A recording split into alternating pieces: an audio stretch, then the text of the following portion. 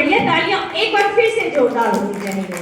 इस सुरमई रचना के बाद मैं अब बुलाना चाहूंगी, हमने श्रीमती गुंजन भटनागर को बोला था, लेकिन मैं थोड़ा सा आपसे माफी चाहती हूँ। मैं इसके बाद बुलाना चाहूंगी डॉक्टर उर्मिल कौशिक जी को, जो चंडीगढ़ से हमारे बीच में है। बहुत अच्छी संचालिका है, जस्ट टीवी पे संचालन करती हैं और ऐसे ही बहुत सारे प्रोग्राम करती रहते हैं मैम, और बहुत मीठी आवाज मैम की है। तो एक बार जोरदार तालियां मैम के लिए। इतनी तारीफ करने के बाद बहुत मुश्किल होती है, बाई चांस गला खराब हो, दिमाग खराब हो, तो कितना मुश्किल हो जाता है खरा उतरना। तारीफ करने के लिए बहुत शुक्रिया। और मंच पर उपस्थित सभी महिला शक्ति को प्रणाम करती हूँ, और मेरे समक्ष आप सभी जो सभागार में प्रांगण में बैठे हैं, सभी मेरे बहुत आदरणीय हैं, बहुत प्रिय हैं। सभी को प्रणाम करती हूँ। जाने माने प्यारे प्यारे चेहरे हैं, दिल के करीब हैं। तो जब दिल के करीब कह दिया तो फिर कह दिया, अब कुछ कहने को कुछ नहीं रह गया। रचना में आती हूँ। बिल्कुल सब कहते हैं कि नारी की स्थिति बदल गई है, और सब जगह नहीं, हर घर में नहीं। ये निर्भर करता है, हर एक की अपनी पारिवारिक पृष्ठभूमि है। लेकिन अगर देखा जाए तो ज़्यादातर महिलाएं आज भी दुखी हैं।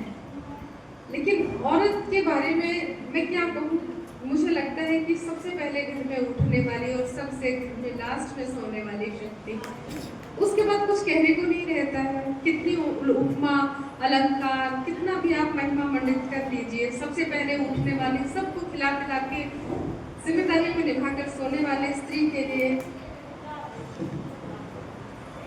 कविता का शीर्षक है कि आंगन की बकरी। खरेरा साहब, मैं बाबा के आंगन की बकरी, मैं बाबा के आंगन की बकरी, खोली बाबा ने डोर, सौंपी किसी और ठोर। खोली बाबा ने डोर, सौंपी डोर किसी और ठोर। फिर क्या, नया आंगन, नए लोग, नए चेहरे। मेरी मस्ती अल्हड़पन पर लगे कितने पहरे। ठीक वैसे ही स्त्री जीवन देखिए, अनजान से विवाह कर बाबा हुआ भार मुक्त, पर लेते ही फेरे चढ़ गया सारा भार मेरी छाती पर। लेते ही फेरे चढ़ गया सारा भार स्त्री की छाती पर। नए लोग, नई उम्मीदें, नई उम्मीदों पर खरा उतरने की स्त्री की अपार कोशिशें। इस कोशिश में अपार संघर्ष, सब कुछ सहकर, कुछ ना कहकर बसाना होता है नया घर। रामेश्वर जी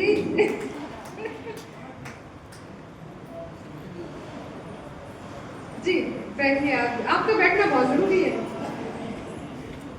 नए लोग, नई उम्मीदें, उन उम्मीदों पर खरा उतरने की स्त्री की कोशिशें, इस कोशिश में अपार संघर्ष, सब कुछ सहकर, कुछ ना कहकर बसाना होता है नया घर। पुराने घर की तरह थोड़ी ना होगा कि हर बात पे सब हंसेंगे। यहाँ पर तो जरा जरा सी बात पर कसीदे पढ़े जाएंगे और उल्हानों की एक लंबी लिस्ट पहुंचा दी जाएगी मायके। ऐसे जैसे खरीदे गए माल की दुकानदार से करता है शिकायत ग्राहक, ठीक वैसे ही, बिल्कुल ठीक वैसे ही। फिर पिता की इज्जत को और संभालते संभालते लफ्जों के साथ मर जाता है एहसास भी। अपनी ही जीभ तले काट लेती है उंगलियां स्त्री, अपनी पीड़ाओं, तानों, शिकायतों, हिदायतों से औरत रहती है जख्मी, दिल से देह तलक।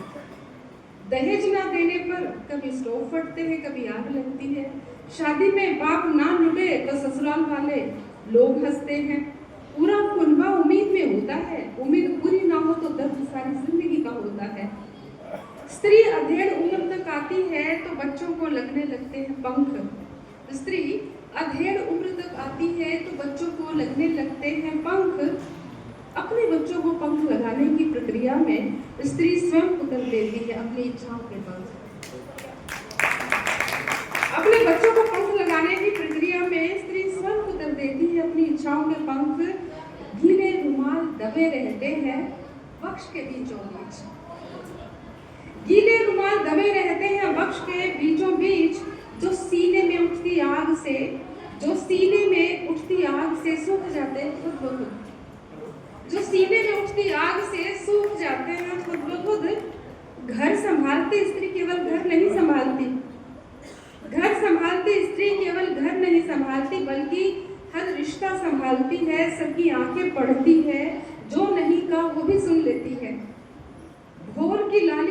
ढाल पर लगा रोशन रखती है घर को, घर के कोने कोने को अंधेरा हटा करती है उजाला घर से मन तलक। उस पर एक और जिम्मेदारी, घर और नौकरी, साथ हो तो जिंदगी और भी भारी। स्त्री का सशक्तिकरण लोगों को कहाँ सुहाता है? स्त्री का सशक्तिकरण लोगों को कहाँ सुहाता है? कोई कसीदा, व्यंग्य या कुछ न कुछ तो उस पर छोड़ा जाता है। जरा सी स्वाभिमानी बनी तो लगने लगती है अभिमानी, और संभाले सारा घर पर फिर भी पति घर का स्वामी। संभाले सारा घर फिर भी पति घर का स्वामी। हर काम पूछ पूछ कर करती है, बात बात पर डरती है, और दोगले व्यवहार की शिकार अब भी नारी है। ये तेरी मेरी उसकी सबकी कहानी है, ये तेरी मेरी उसकी सभी की सबकी कहानी है। स्त्री सशक्त है जानते हैं सभी, स्त्री सशक्त है जानते हैं सभी, पर किसी ने नहीं मानी है, पर किसी ने नहीं मानी है। ये तेरी मेरी उसकी सबकी कहानी है। ये तो एक पक्ष है, और दूसरा पक्ष देख लीजिएगा कि आज के समय में सबका ख्याल रखते हुए खुद का ख्याल रखना कितना जरूरी है। स्त्री का दूसरा पक्ष मैं आपके समक्ष रख रही हूँ। कविता का शीर्षक है मैं तुम और प्रेम। मैं तुम और प्रेम। तुमको पा लेने के बाद खुद को खो बैठी हूँ मैं, तुमको पा लेने के बाद खुद को खो बैठी हूँ मैं। तुम्हें क्या पसंद है, तुम क्या खाओगे, तुम क्या पियोगे, तुम्हें कौन सा रंग पसंद है, तुम्हें मुझ पर क्या जचता है, क्या फलता है मुझ पर, तुम ये कहोगे, तुम वो कहोगे, मेरी तारीफ में कसीदे पढ़ोगे, मेरी खूबसूरती का यकीन दिलाओगे, मुझे कहाँ घुमा कर लाओगे। क्या बात है, सब कुछ तुम्हारी पसंद। क्या बात, सब कुछ तुम्हारी पसंद। ये क्या हो गया मुझे तुमको पा लेने के बाद, ये क्या हो गया मुझे तुमको पा लेने के बाद खुद को खो बैठी हूँ मैं। और देखिए तुम्हें मिली नहीं थी तो अपनी पसंद के रंगों में तितली बन उड़ती फिरती थी। जी, समय का पूरा ध्यान रखा जाएगा। तुम्हें नहीं मिली थी तो अपनी पसंद के रंगों में तितली बन उड़ती फिरती थी। कोई ठहराव नहीं था, खुद से लगाव था, लहराती थी, जो पसंद हो वही पहनती थी। कभी पूछा नहीं किसी से कि क्या पहनूं मैं, क्या चीज जचती है मुझ पर। कभी चाटुकारिता नहीं करी किसी की, हर किसी से बेखौफ बोलती थी। शब्दों के निर्जरता थी कायम, और हाँ सच भी बहुत बोलती थी। जो पसंद होता खाती थी, लेती थी चटकारे, ना कोई मर्ज था ना इलाज था। अपनी पसंद से करती मैं अपना हर इलाज थी। जब तुम नहीं थे तो मैं थी हरसू, जब तुम नहीं थे तो मैं थी हरसू। तुम्हें पा लेने के बाद खुद को खो बैठी हूँ मैं। तुम्हें लुभाते रिझाते मैं कठपुतली हो गई हूँ, तुम्हें लुभाते रिझाते मैं कठपुतली हो गई हूँ।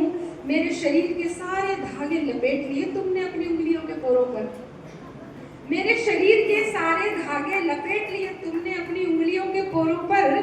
जब जिस चाहे जैसे नचाने लगते हो मुझे। अब मैं गुलाम भी तो नहीं हूँ तुम्हारी, पर तुम्हें खुश रखते रखते मैंने खुद को उदास रखना शुरू कर दिया है। पर तुम्हें खुश रखते रखते मैंने खुद को उदास करना शुरू कर दिया है। देखो स्वच्छंद वाला नहीं रही, बहुत सोच सोच कर बोलना पड़ता है मुझे। कुछ सोच पाने की क्षमता के बाहर भी रहने लगी हूँ। लगता है पत्थर पड़ गए हैं मेरी सोच पर। यूं लगता है जैसे मैं खुद को ढूंढ लूं फिर से, अपना हौसला अपनी हिम्मत जुटा, तोड़ दूं सारे धागे तुम्हारी उंगलियों से। मुझे नहीं होना कठपुतली, मुझे नहीं होना कठपुतली, मुझे नहीं होना कठपुतली। बहुत शुक्रिया। शानदार, यथार्थ और मार्मिक दोनों रचनाएं बहुत सुंदर। एक